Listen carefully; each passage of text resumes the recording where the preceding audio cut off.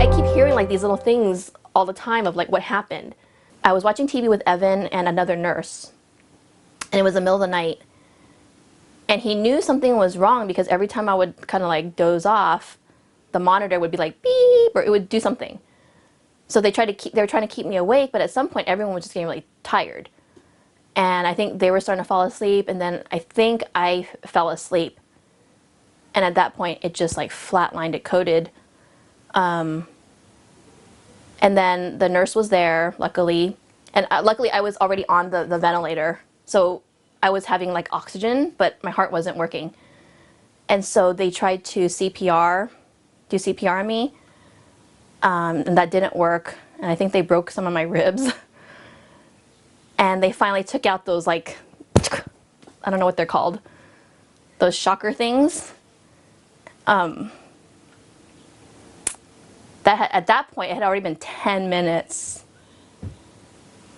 And then, so Evan was just like, oh my God, my wife is dead. I think that was like one of like the worst parts for me.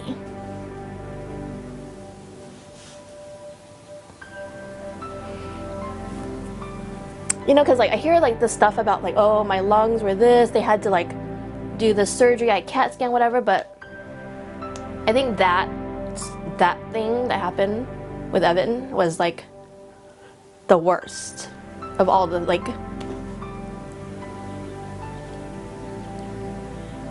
because if you're the one dying, like who cares, you're dead, you're not gonna miss anyone. But if you're the one that's still there, you're gonna miss the one that died. You know? And for him to be there and watch me as I died, I think that was the worst like story for me.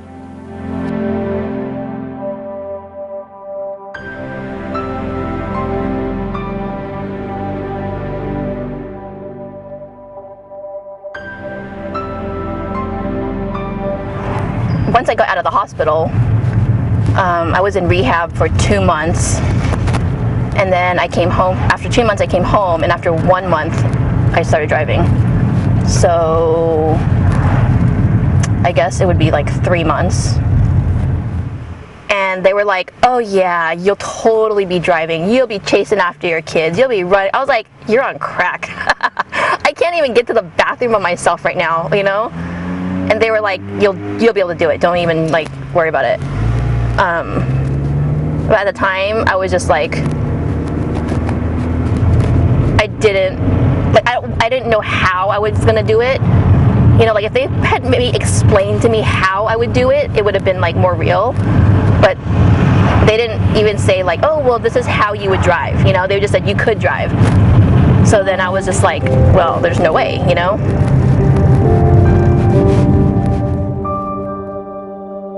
So I think when I started to be more aware of what was happening and where I was and stuff, at some point, someone gave me a mirror.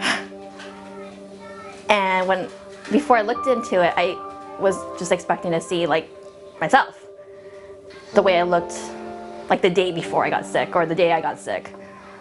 So when I looked in the mirror, I was bald and just, I had just lost so much weight. I hadn't eaten anything in 4 months. And so I had lost, I would say about 30 pounds. And I think I maybe weighed like 70 or 80 pounds. So I spent a lot of time watching TV. And my cousins and Evan, like people were buying me DVDs of TV shows because they're generally a lot longer than movies. And so I was watching a lot of Mad Men and Bones, and every time I would watch these TV shows, I would look at how everyone was like running or hiking or wearing like a dress. And I was just so frustrated and like kind of angry that I would never do those things and I would never look like that. It wasn't even like, oh, she has a nice figure or she has nice hair. It was like she has feet, she has hands, like she has fingers. So at that point, I mean, I would still watch them, but every time I watched it, that's what I would think about, was how I didn't have, not even like the most basic of those things, not like, never mind the clothes or whatever, the hair, but just that I didn't even have the body parts.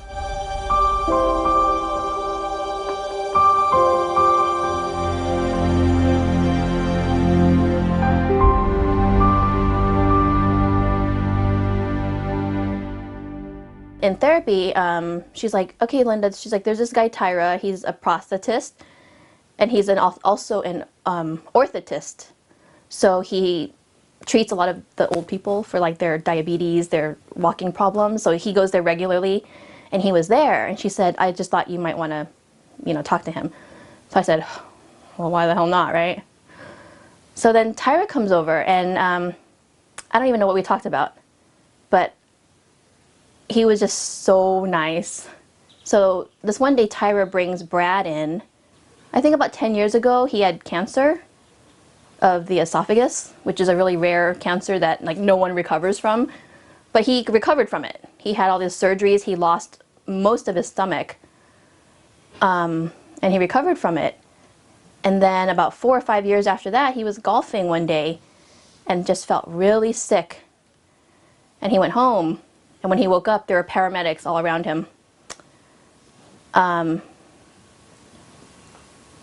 So they took him to the hospital, and at that point, you know, he was so sick that I think maybe the same thing kind of happened to him as what happened to me, but they told him that he was going to lose basically his limbs. They gave him a choice, though. They said, lose them or die. So he said, take them off. I have kids, take them off. So he lost both of his feet, one entire hand, and almost all of the other hand. So basically he has like one thumb.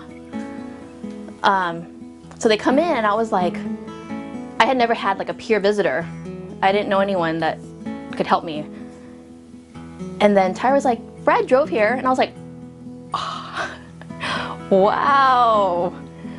Brad has less than I do, you know?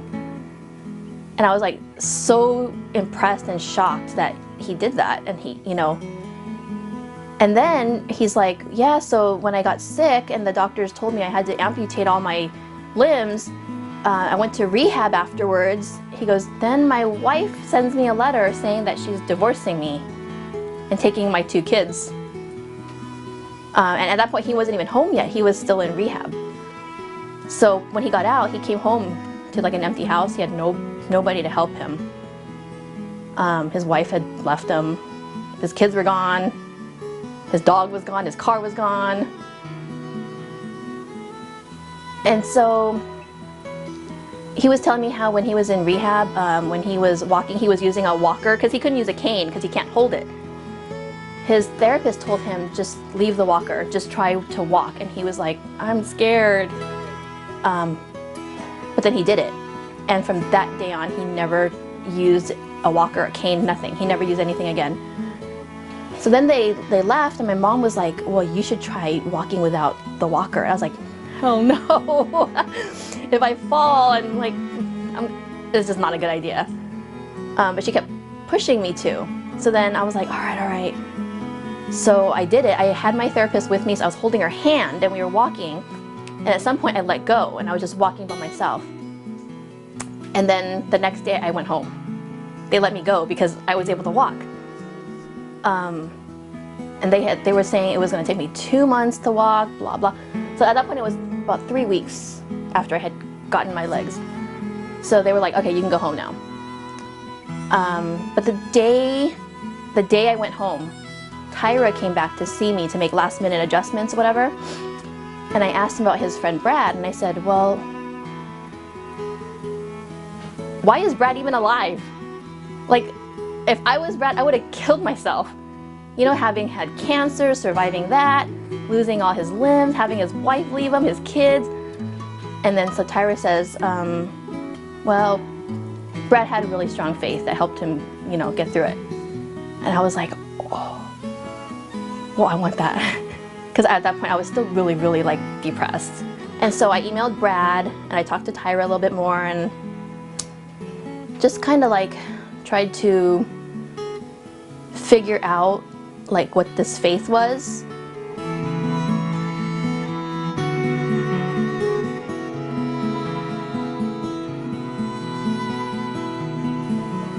It's definitely like a 180 from last year. Not only is like my relationship with God much like stronger and more like familiar. Like before I was just like, God's this like scary guy that just does things to me, you know. Now I've kind of learned like that, you know, I need a relationship with him.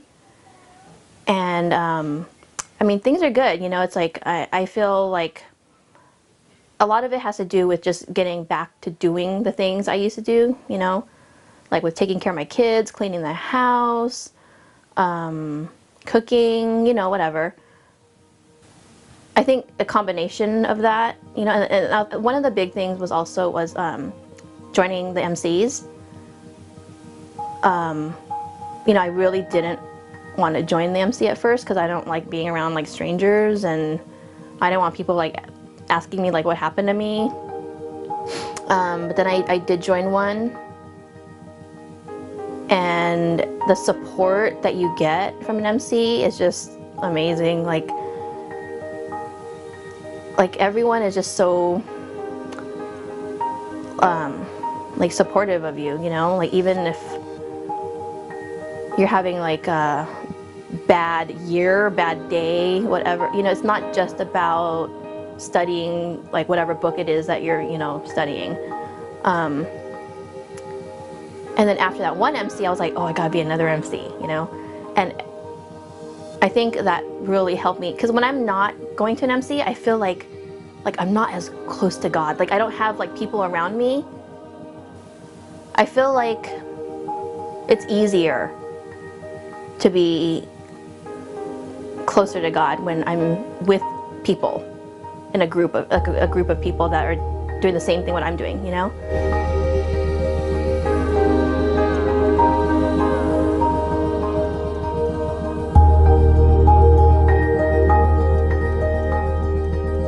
I think I was just too busy with kids and life.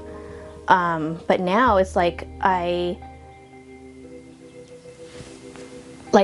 my artistic skills, you know, like I'm not using them to like get a career, but I'm using it for Sunday school. I think of fun games or fun projects and activities for them to do, and they seem to love it. So now it's kind of like a different channel of what I originally wanted to do as a kid, you know, and I want to, I don't know if I should say this because then it's like on film, but I want to write a children's book and do all the photography for it. And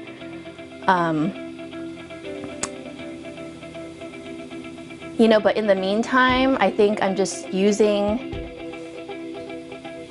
my gifts in a way that God has meant them for me. And before I had gotten sick, I don't know if I even realized it, you know, like I was just thinking, oh, how can I use my skills for like a job? It wasn't like, how can I use it for Sunday school kids, you know? I don't think he did anything to me. I don't think he does that. He just lets things happen. There are like so many things that happen that we don't understand. But you make it what you want of it. You know, this could have happened to me and I could have just taken up drinking and drugs and been like, I'm so sorry for myself, I'm just gonna stay home and like drink myself to death. But I think, I was like, I'm not gonna be like that, I'm not gonna do that. You know, I think God has bigger plans for me.